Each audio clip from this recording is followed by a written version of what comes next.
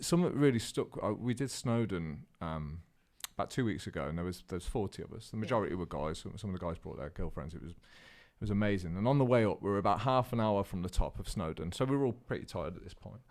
And there was a young lad, he must have been 7 or 8, coming down with his mum, just the two of them.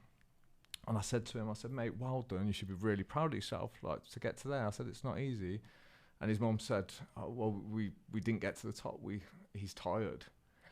So I was like, right, okay. I said, dude, how are you going to feel when you get home? Do you sure you don't want to, it's only half an hour, like, you know, you'll be happy when you get up there. It's going to be tough, your legs are going to burn, but I think you should come.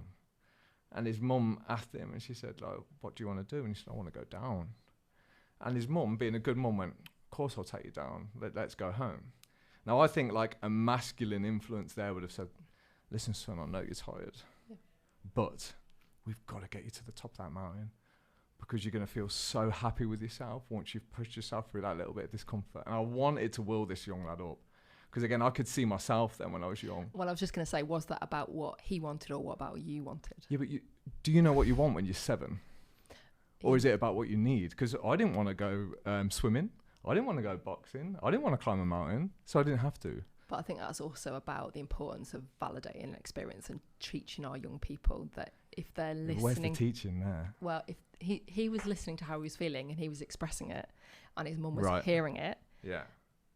And supporting him and that. Is that helpful for his future growth? Or hindering him? Maybe.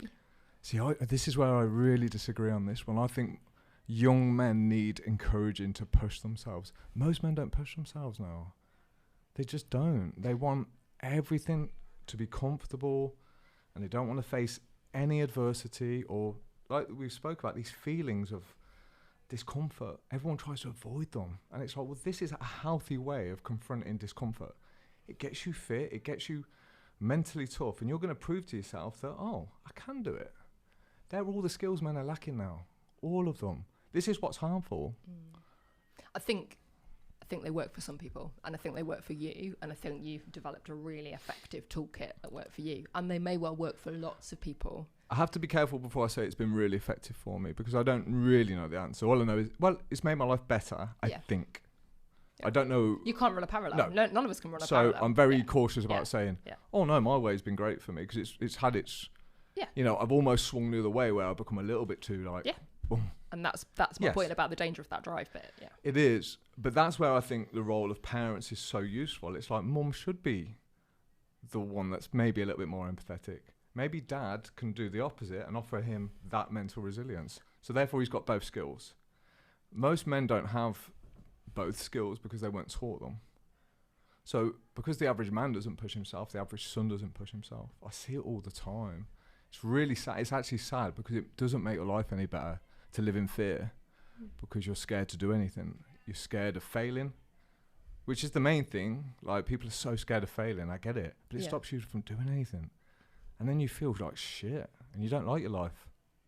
But I guess there's degrees of the push, isn't there? The degrees of the goal. For him, walking to the top of Snowdon might never have been the valued goal. What he might have valued about that experience was being out in nature, spending quality time with his mum, being physically active. He might have reached what he valued from that activity without reaching the top. For you, you're a completer finisher. Finishing the task is what's important for you. It's what you value, that sense of achievement. He might not have that performance-driven value system. For him, that he might have got everything he wanted out of that experience simply by hanging out with his mum for an hour. Yeah, I'd never thought about it like that. The only, I guess, other caveat to that would be like, well, do we not install the values into our children?